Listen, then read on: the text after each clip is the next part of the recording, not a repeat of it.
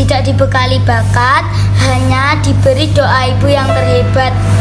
Kadang pengen ngeluh nalika kentekan elo, kodrating manungsa kuwi pancen beda-beda.